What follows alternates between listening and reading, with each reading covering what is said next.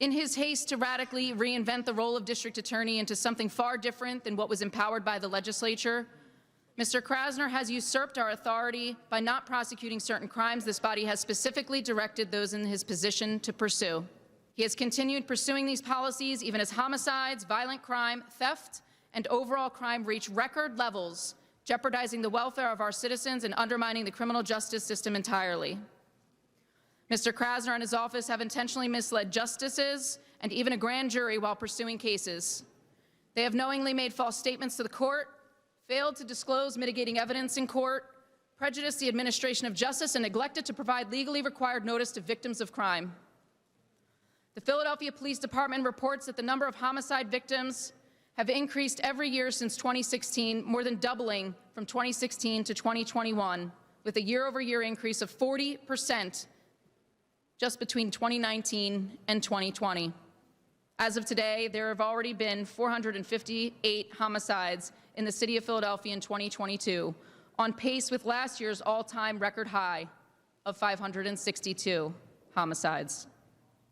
In fact, Police Commissioner Danielle Outlaw has publicly stated, "We are tired of arresting the same suspects over and over again, only to see them right back on our street to continue and sometimes escalate their criminal ways. We are tired of having to send our officers into harm's way to serve warrants on suspects who have no business being on the street in the first place. And no, not everyone needs to be in jail. But when we repeatedly see the extensive criminal histories of those we arrest for violent crime, the question needs to be asked as to why they are yet again back on the street and terrorizing our communities." As you can see, this is a deeply personal issue for me as I live in and represent Philadelphia. I get messages every day from victims and residents who are tired of the crime and they are tired of pleading for help. In just the last month, we have witnessed appalling acts of crime. 11 Temple University students were held at gunpoint in their apartment and robbed recently. A priest was carjacked while unloading a wheelchair from his vehicle.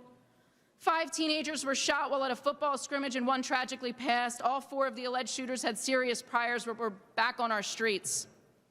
A Wawa was ransacked by nearly 100 teenagers, and 2 more locations are shutting down due to continued safety and security challenges, with other businesses unfortunately expected to follow suit.